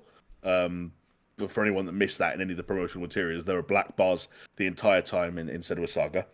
Um, and it was also criticized for its length. And although its third-person shooter and cover shooter fundamentals were fine, its story wasn't good enough to hold up that end of the bargain. And so what you ended up with was an overly short and an overly simplistic and an unambitious and quite boring title that was over and done with faster than you'd have liked. I think there are some people who are probably going to come away with similar feelings on Senua Saga. I don't Interesting. know yet how much of the story that the heavy lifting is going to do for me. I can tell you the cinematic presentation, I've already seen both sides of it where like it is very eye-catching, and they're indulging in, it's a conversation we've had before, that the idea of like photorealism is not the same as realism, and the key differentiating word is photo. And one of the ways that you can actually weirdly enough achieve a form of realism is by buying into some of the problems that cameras and lenses and sensors and so on and so forth create as a byproduct of the creation of the image. And that's one of the things that Hellblade 2 does quite interestingly, is it leans into the kind of like lens distortion and chromatic aberration and soft focus and digital noise and all that kind of stuff in such a way where it creates an image that looks when you look at, they've also done the kind of the photo grammetry kind of stuff on the environment, it looks like. So you bring that all together and you have a very, very, very strikingly good game visually speaking, that combined with that kind of cinematic presentation. And you extend that to the combat where they really they don't want to go, they want to go HUDless as much as possible. So in the early stages of the combat, your first fights, you're really kind of just intuiting what you're supposed to be doing with regards to, like, there are no button prompts. You have to pause the game, like look at the controls, and if you don't know what the button to dodge or to parry is by the time you have to dodge or parry, like that's kind of your problem. They're not going to Right. throw up a press A to dodge button on the screen. That's not what they're doing. And that, in a weird way, is a kind of an encapsulation of, it feels like what this game is to Ninja Theory, which is that like it is a very singular, very narrative heavy and very narrative driven experience, Right. that isn't designed to be looked under a microscope where you say, look how similar the combat is or the puzzles are to the first one, look how little certain aspects or mechanics of the game or certain, like, have been refined in the time. I don't, it's just it's the next chapter in Senua's story. And I think people who want that more than they want a game where the combat has been taken up a notch and the boss fights have been ramped up to the next level, and the puzzles are twice as complicated, they're not going to get what they're after. The people who are invested in Senua's journey and like really tapped into that character and everything that she went through, and that world that they kind of present as it is, sort of like warped by Senua's mind and as seen through her eyes. I think those people are going to get more of what they're looking for than the aforementioned. Okay, I suppose the one thing that kind of worries me a bit, and I think this is maybe the Order 1886 had a similar problem, is that did they want to make a film and then they added in some gameplay elements to make it a game, but then almost so that they feel it's maybe slightly tacked on, or does it feel like obviously only to the point where you're at, but does it feel like a coherent like piece of media when you put the combat, the puzzle solving, and the cutscenes and stuff together? For the most part, I'd be glad that I've been playing it and not watching it. Right. Okay. There are certainly sequences that are so linear, and there is so little exploration, and that there have been times where, again, because the game has this commitment to its cinematic presentation, I don't even know whether I'm meant to be inputting things. There have been times where right. the seamlessness between sort of what is, I'm not going to call them cutscenes because it's all one unbroken shot.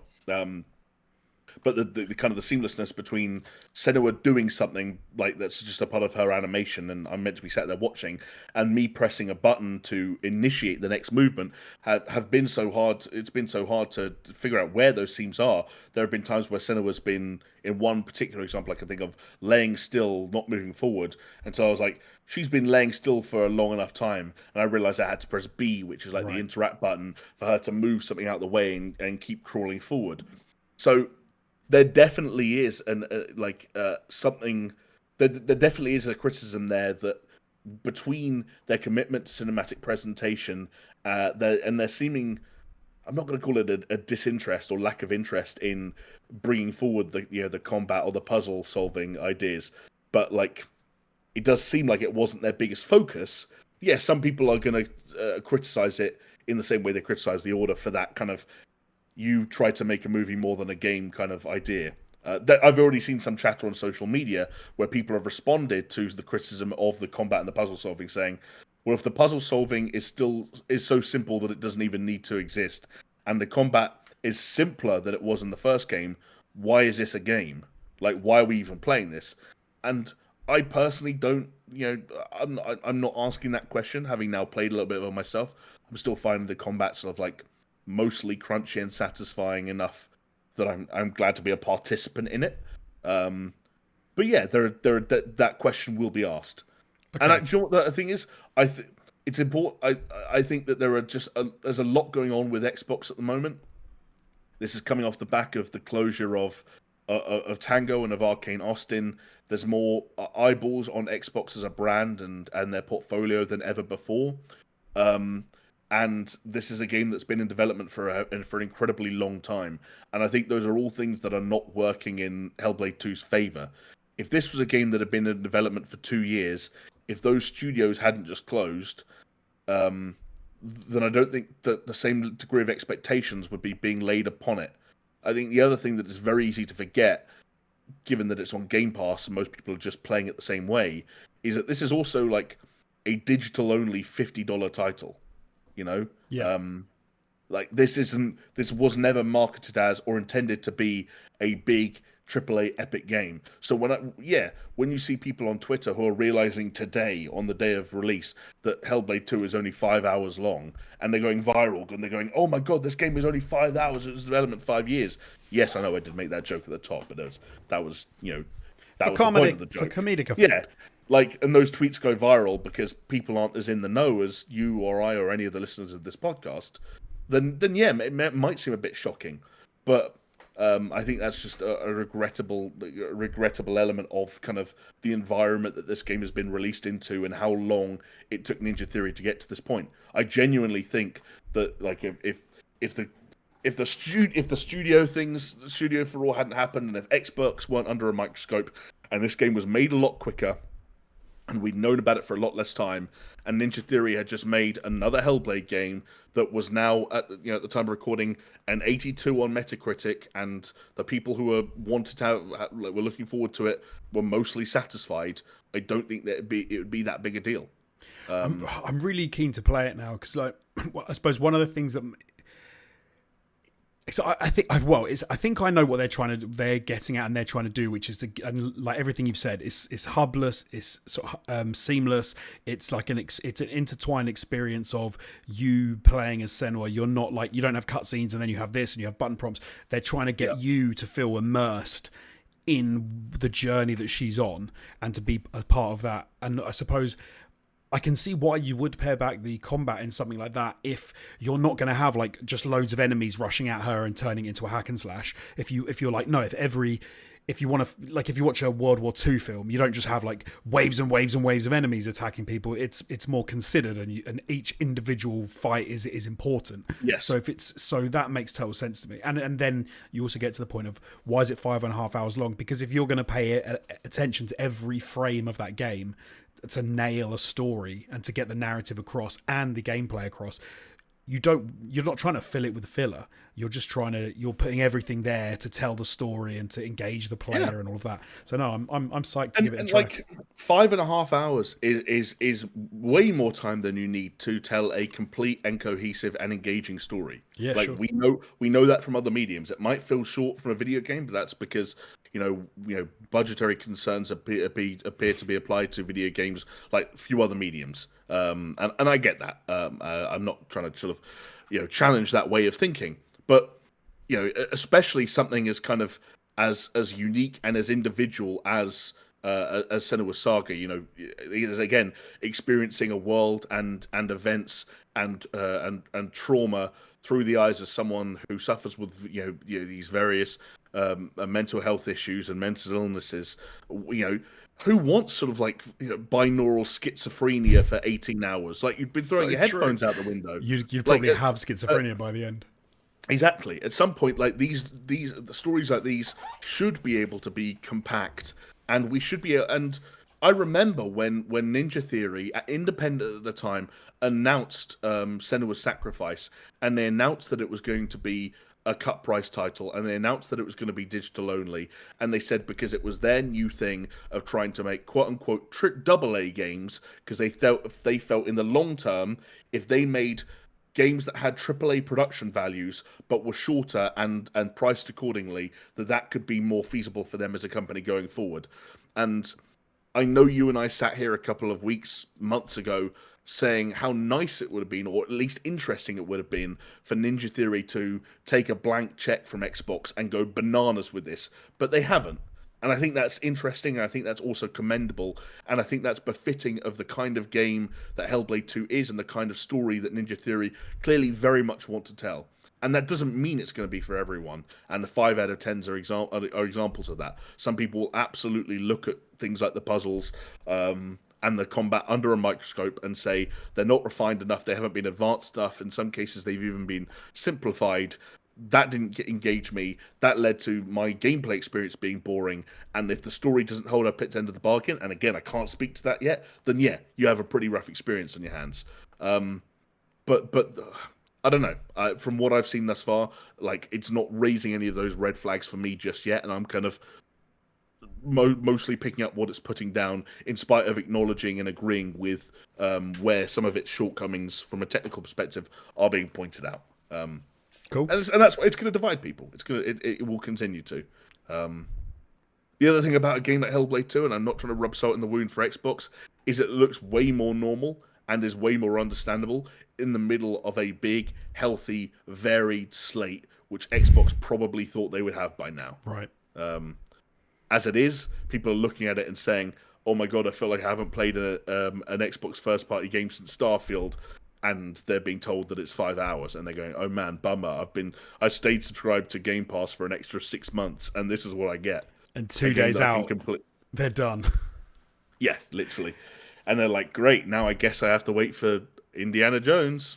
And yeah, so it is what it is. What it is. But But yes, apparently though, good news for Ninja Theory, if some rumors are to be believed, that while we mentioned that Tango Gameworks and Arcane Austin were recently shuttered by Xbox, the word on the street, the smoke on the street, is that Ninja Theory's next game has already been greenlit. So doesn't seem like it's all everything's on fire over at Planet Xbox. I know we speculated a couple of weeks ago, like what must Ninja Theory been thinking when Tango, go the way that they went after something like Hi-Fi Rush, but it seems as though they are safe for now. Oh, Bring back Heavenly Sword. Is that what you want? You want Andy Serkis presents Heavenly Sword 2? Yeah. Or on Journey to the West. I could go for Journey to the West too. Oh, that was written by Alex Garland, I think.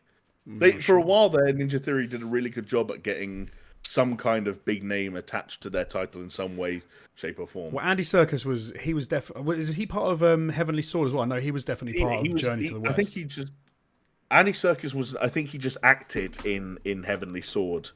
Enslaved Odyssey to the West, I think, was written by Alex Garland, or most recently of Civil War fame. Sorry, Odyssey to the West. As I said, Journey to the West was not Odyssey. Honestly, well, I think Journey to the West is what it's based on. The famous Chinese novel that it is loosely adapting.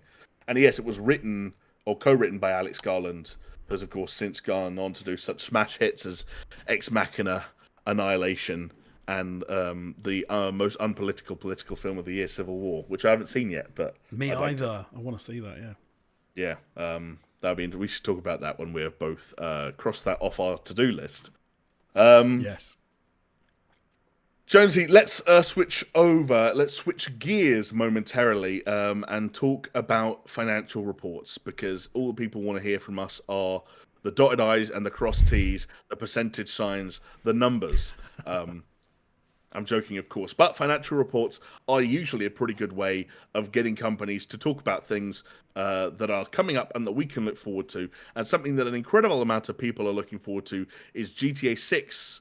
So much so, Dr. Jones, that if we didn't take any excuse that we could get to talk about it on this podcast, we'd be doing ourselves and Rockstar a disservice. There isn't a major headline here, I'll be totally honest, but what we do know is that in kind of one of the first major pieces of communication since that trailer dropped last year, the latest financial report from Take-Two has not only doubled down on GTA 6 releasing in 2025, but it was also honed in on that release window, now referring to it as launching fall of calendar 2025. The question is, Jonesy, do you believe them? Yeah. That seems like when it should be coming out. I can't believe that's like just over a year away. That seems kind of crazy. Yes, it does feel bonkers. How long will it have been since GTA 5 by that point? Like 10 years? Oh no, way more. It would have been, well, I say way more, it would have been 12 years. 12 years. I mean, it would have been 12 years since GTA 5, and it will have been 7 years since Red Dead Redemption 2. Which is that is mad. Like I shouldn't, but I'm going to do what everyone else says, and I'm just going to get so excited about what GTA 6 is going to look like, and the fact that I could be playing it, like fall of next year is kind of crazy and mental, and I'm going to really cross my fingers and hope that is the case. Yes, especially because I feel like, I don't know if it's just me, but time feels like it's going quite quickly at the moment. Like the fact that it has been, I don't know, has it been like 6 months since that first trailer? I can't actually remember exactly when it came out, but like that's encouraging to me that the first 6 months or so of waiting has already gone down. Is that encouraging or is that terrifying that our lives are getting away from us at a faster and faster rate? I think that both can be true at the same time. Right. Like one is that I'm terrified that I'm another year older, and that my life is still like I'm still only earning this much, and I'm still this and I'm still that. But then I sit back and go, yeah, but I'm a year closer to GTA 6. Yeah, that's so true. Yeah, it's the two things. It's like, finding a way to keep yourself entertained until GTA 6. But the other key thing is also surviving until GTA 6. If I die before that game comes out, let me tell you, that would be a bummer. I tell you what's funny about that is, like, I know these days, like, there seems to be a lot of nostalgia for sort of older games and things. I would love the. I'd like to be on a fly on the wall of like a 16-year-old, 15-year-old who who's like, oh, I'm really looking forward to GTA 6. Do you know what I'm going to do? I'm going to go back and I'm going to start all the GTA games again right from the very beginning because I've never played them. And then they get a copy of GTA 1 and then they're just like, what the hell is this? I can tell you that I'd be curious to know what he thought of GTA 1. He'd probably be slightly disturbed. I should ask if he even knows what it looks like. But I do have a 16-year-old brother, and I can tell you that he has played GTA 5, but he played it like 2 years ago. Right. Or a year or two ago. Obviously, it being 16, he wasn't like... It wasn't something that his parents, my dad, was super keen for him to have his hands on at the age of like 13, 14.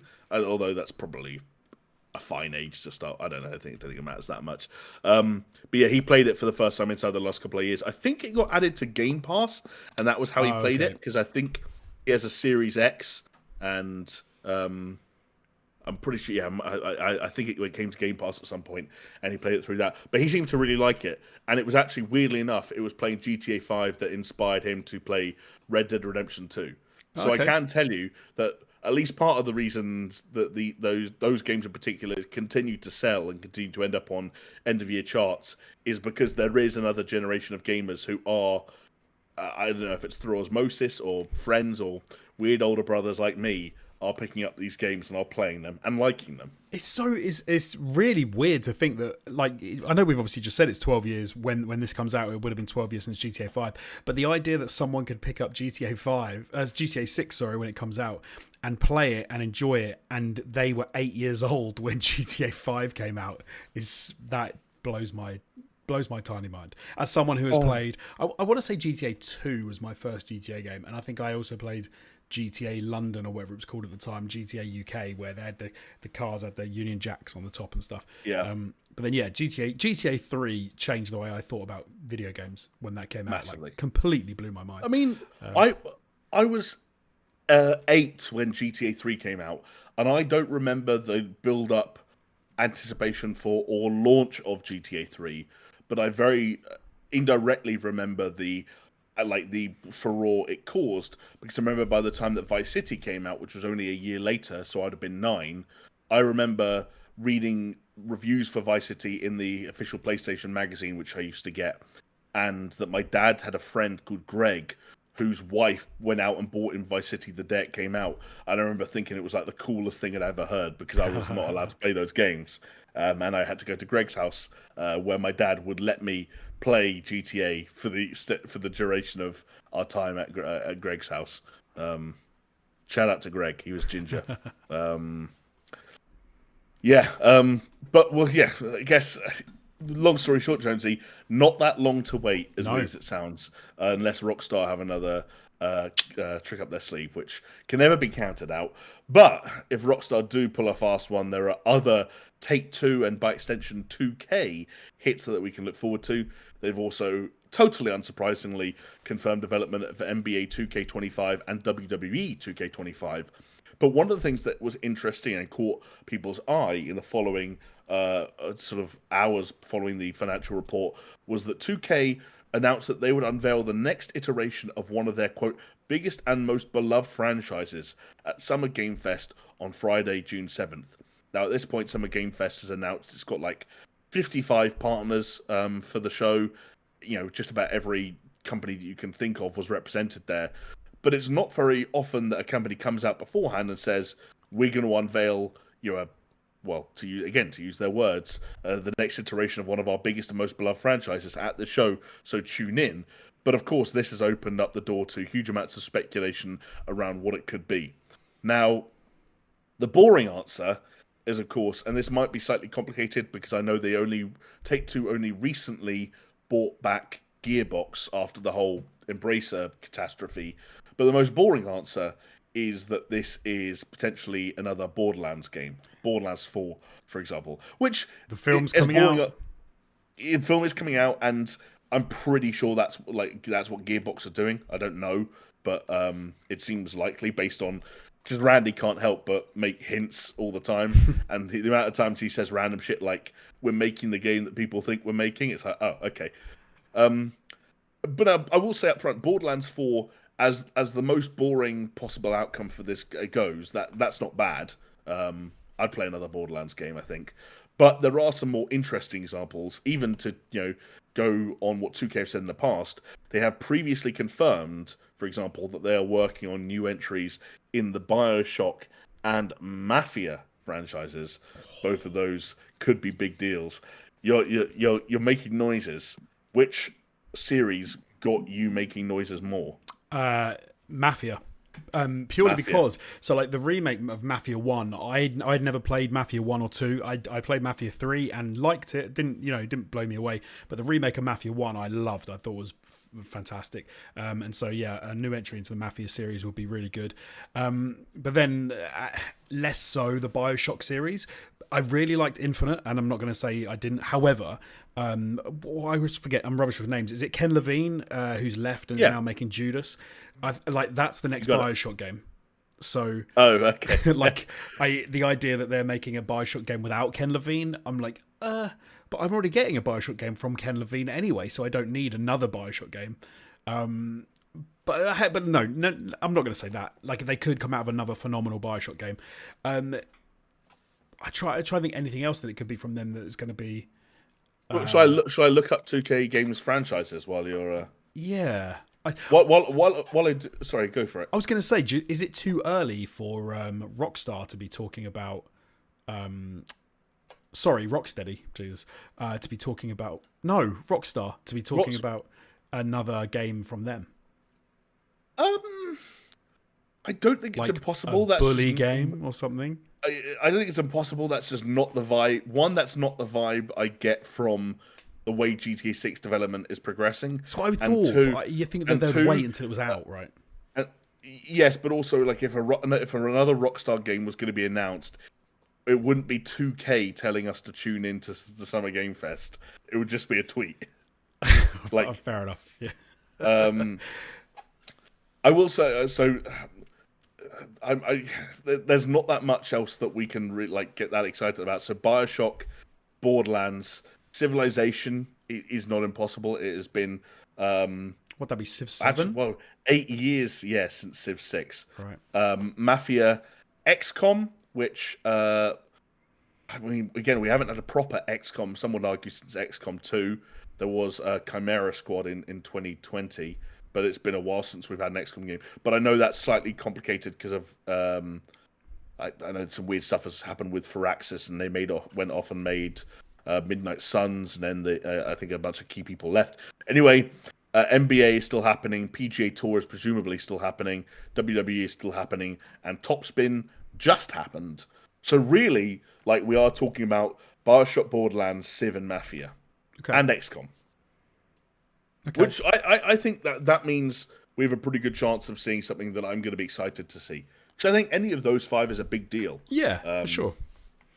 If we did go back to Mafia, just because that kind of felt like it provoked the biggest reaction in you, what would you like to see them do? Because it does feel like... It's kind of like the classic argument that people always come up with, like Call of Duty, like... When you've done World War II too recently, you want to go modern. When you've done modern, you want to go back. When you've gone back, you want to go full. And so it did feel like, obviously, between Mafia and Mafia 2, that they'd maybe got a little bit tired or felt like they'd exploited the kind of the traditional Italian-American mob to the greatest extent. They did in Mafia 3, which was, of course, set during the 60s war. Exactly, it was from Vietnam, right? Yeah, it was post-Vietnam, and it was a mixture of different mobs, and kind of you obviously played as a Vietnam vet, African American, who kind of played a number of different sides. Would you like to see them strip it back to some straight up gabagool Italian American goodness? I'm torn. Part of me would say that it would be interesting to see what that looks like in the 90s, like the Mafia of the 90s, a sort of a different kind of era. But then another part of me is thinking that what would that be if they went back to Sicily before the Italian Americans go and become Italian Americans, are just Italians, and it's sort of the birth of the families and the birth of the Mafia and stuff. That could be very cool to take it back to that sort of era. I don't think that's something I've really you in any of those mafia stories. You always see the head of the family who was the mafia guy back in the old country, but he's always an old man by then. You don't really see them as young guys, starting Yeah. off and stuff. So that could be kind of cool. Do you know what? Interestingly enough, Jonesy, you saying that reminded me of something.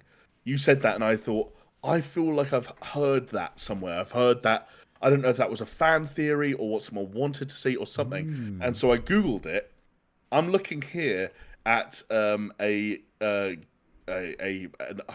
old favorite, an r/ Gaming Leaks and Rumors post from 2 years ago. Right. Mafia 4 allegedly set in 1890s to 1920s Sicily. There you go. Look at that.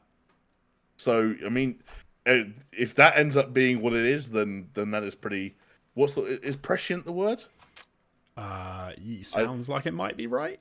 Having or showing knowledge of events before they take place. That was very Okay. prescient of you, Thank you, Jonesy. Thank you. You need to tell us how you're getting your scoops. I think it feels like if you can't go new, you've got to go old, right? And it's like, and as you said, if they're not going to do it in the same era as Mafia 1, then it feels kind of like, Yes. well, they've got to go slightly further back. And then, of course, Mafia 5, inevitably, we go into the far-flung future, Yes. where we find out how the Mafia are using zero gravity and ray guns to further their various rackets. Do you know what, Jonesy? I think we've been rambling on long enough that I don't want to broach an entirely new news story, if that's okay with you. Sounds good.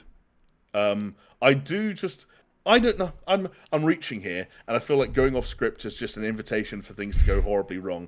But I get really excited when we talk about things like Summer Game Fest, when we're talking about new franchises or returning franchises and things we'd like to see. Obviously, as we sit here, we are mere weeks away from all the from that whole thing starting up. PlayStation are hopefully going to hit us with something at some point. Xbox, we know are. Jeff Keighley's out there doing his thing. Nintendo have already warned us that they are doing something that will have nothing to do with the switcheroo. Like, it might end up being a weird summer because this is all happening on the backdrops of studio closures and layoffs, and who knows, there may be an uptick in sort of sensitivity and cautiousness around announcing projects and all that kind of stuff. But I guess, at the risk of asking you a question you haven't had any time to prepare for, do you have any other kind of like pie in the sky things that you'd love to see this summer, just to kind of start getting people's excitement going? When you look at PlayStation, do you feel like it's too early to look forward to what Naughty Dog are doing next? We talked about Ghost of Tsushima 2. Do you think it's too soon to look at what Sony Santa Monica are doing next? Is there really another fully fledged Astro game in development? It's weird. Like, I just have like wild fantasies about games. I'm never that sort of close to the mark with regard to what's actually coming. I just get super excited. Like, for example, Naughty Dog. I mean, if I could, I would love to see a third entry into the Last of Us series, and if we got anything like that, that would be absolutely insane. Similarly, like I don't know if they said that they're not going to revisit, or they are going to revisit Uncharted like anytime soon. That would, I mean, again, that would be cool. But I think at times it sounded more likely that another studio would visit it on their behalf, but I'm not sure if there's any actual truth to that. Like, I know at one point, that sort of like visual arts group that existed, I think before they went all in on one of the Last of Us remakes, had pitched an Uncharted 1 remake. Right. Like, so there's weird stuff like that has existed, and it's always very hard to know kind of where those things stand. But yeah. Often as well, there's things that, so for example, I think one of the most exciting things from Summer Game Fest years gone by, or no, blimey, would have been E3, was like Beyond Good and Evil 2, which is that ever, I mean, I'm pretty sure that's dead and buried, but hey, if that could come back, that would be great.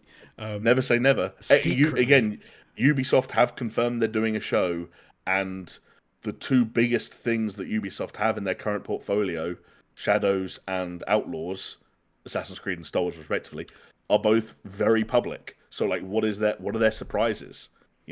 That's it. We Yeah. they had quite a cool show last year where we had that Star Wars Outlaws blow up. Prince of Persia was a really nice surprise that I think was actually they did. I think it was at Summer Game Fest and at their own show, something like that. Yeah. We're at the weird point though in the year where it's almost like Christmas the week before, and the presents are wrapped and under the tree. I'm so excited, and I'm so excited, but but it's always shit. It's always that's what I was going to say. It feels like this at the moment. It's always shit. But there is some stuff in it that we're going to see more of, which is I'm really looking forward to, like Wolverine. Seeing some more of that will be great. And I am looking forward to Outlaws. Like every fiber of my being tells me to not get excited for Outlaws because it's gonna suck. But I don't know why I feel like it is. But at the same time, it feels like it could be the game of the year. I think would it be too? No, I think it would be bang on. Like to start talking about maybe a Hogwarts Legacy sequel, or like some DLC or something like that. Like they've had a decent amount of time now. Who's that? I mean, Porky Games, obviously. I guess they're not working on anything else, and Warner Brothers have got pokers in the fire. I mean, this is. I mean, I just have my gut tells me you can't make a game that sells as many units as Hogwarts Legacy without looking back in that direction at some point. Like, and it's just. Is that now? That's the question. Is that? It feels a bit soon, but I don't know. Does it? I see. I feel like it doesn't. I feel like I would have had that meeting a week after the results for the first quarter of that game came out, and you're like, oh my goodness, this game's smashing. I think you could probably sit down and write the check. Then I think maybe you could even write the check like before the game even comes out, based on how it's probably tracking and all that kind of stuff. But the reveal of the game, the sequel, whatever. All I'm cognizant of is. And this kind of taps into us, that, hey, it's always shit kind of thing, is I sat here this time last year and PlayStation announced the showcase, and they used the word showcase, and I remember thinking to myself, when you make a point of not using the word state of play and instead using the word showcase, you're sending a message to the world. Buckle up, grab your popcorn, because we're about to put on a show. And they didn't, and it was the single most disappointing evening of my entire summer of 2023. Was sat there watching, the reveals of Concord and Fair Games, and I know we bang on about the same titles over and over again, but that's because they announced so few. Yeah, and if they wheel out Death Stranding 2 again for like the umpteenth time. Oh, see, I'd make an exception for that, but that's just me. I wouldn't. But it was I was ready for last summer to be the thing where they were like, get ready, here's what like chapter 2 of the PlayStation 5 is all about. And they didn't. And like, I'd love to say they have to this time. I don't think they do. I think they do. What games are you sort of hoping / expecting / I just want to be. I want to be surprised, broadly speaking. But I think when it comes to PlayStation, and I'm somewhat passionate about the PlayStation brand because I still think it's kind of like the horse I've hitched my wagon to for the most part in terms of home console gaming, even if I still technically own, all of them. They've had a strong-ish start to the year. They have to, by some extension, get pats on the back for Final Fantasy VII Rebirth, for Stellar Blade, for Helldivers 2, for Rise of the Ronin. I think they kind of got lucky in some respects that some of those games ended up being bigger and better deals than they probably were. But then maybe that's part of it. I don't know. It made H1 look solid, but I think I'm sitting here as a PlayStation fan, and I have nothing to get excited about. There is no first party title in the pipeline that I know of that they've announced to me or told me to start getting excited for, other than Death Stranding 2, that I can say that's why I'm glad to own a PS5 going into this next chapter. And beyond that, if the rumors are true, they might try and sell me a professional version of that console in fucking 5 months' time. And heaven help them if they're going to try and do that. And this year showcases anything on the last one. Does Wolverine not tickle that pickle a little bit? Wolverine absolutely does, okay, but right. like Wolverine is exactly the kind of shit I want more of. The crazy thing about Wolverine is that in either I think it might have been the showcase before last year's one, which I hated, they announced Spider-Man 2 and Wolverine at the same time. It's so easy to forget they did that, but it was such a crazy move. And I don't know if it was moves like that fucked them when it came to last year and not having anything. But like, yeah, that like Wolverine's great. Absolutely, I'm looking forward to Wolverine, but I don't think Wolverine's coming out that soon. I don't think Wolverine's coming out in fall of 2024, for example. Like, so I wouldn't actually be that surprised if Wolverine wasn't at a PlayStation showcase this summer because of the leaks and all that situation. I wouldn't be surprised if they just wanted to give it a bit more time and space.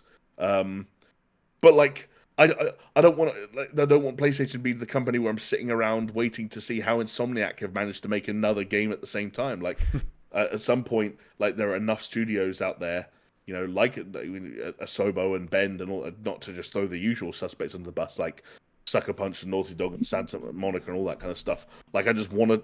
I feel like it's not unreasonable to start to expect more. Like, we are in the second half of this generation. We're about to be sold an upgraded console. We need shit to play on it. We at least need to like be looking forward to shit to play on it. Right. I'm completely with you.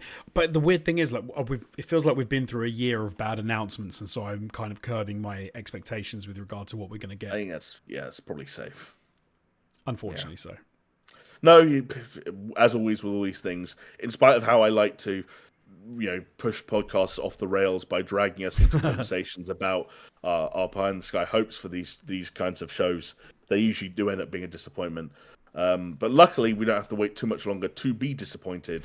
The Band-Aid will be ripped off inside the next 3 weeks. I think the Summer Game Fest is 2 weeks on Friday, if I'm not mistaken. Xbox is around the same time, Nintendo around the same time, presumably Ubisoft around the same time, and PlayStation remain an enigma. But if the insiders are to be believed, then we'll know sooner rather than later. So, yeah, keep an eye on the next couple of podcasts. Who knows? Maybe even the next couple of secret little last-minute live streams if Jonesy and I manage to get our shit together and we're both sat at home the night when one of these shows kicks off. We've done it in the past, so never say never. That'd be fun. Let's do that. Yeah, I mean, there are a couple of dates we might be able to put in our diary if they don't overlap with anything. We'll talk. Jonesy, let's take it offline. I hear that's what they say in corporate. Just to mention to everyone before we sign off that I am away next week, so we'll sort something out. We're not sure what it is, but probably will not be live on a Tuesday. Well, it definitely won't be live on a Tuesday. But we will keep you informed as to on the Discord as to what's going to happen. Yeah, well, we'll try and figure something out. Obviously, we don't know what it will be, but we know it will be worth your while because it will have us in it. And what more do you need, right? So stay tuned. Not necessarily to the same place or at the same time next week, but just stay tuned, stay subscribed, keep an eye out on the Discord if you have access to the server. If you don't, you can get it by heading over to the Patreon and pledging over there. But with that, I will say thank you so much for joining me, Jonesy, and breaking down this radical week in gaming news. Thank you, mate. Thank you for hosting and doing a fantastic job as normal. An absolute pleasure. And thank you for watching and or listening. And we will see you next time.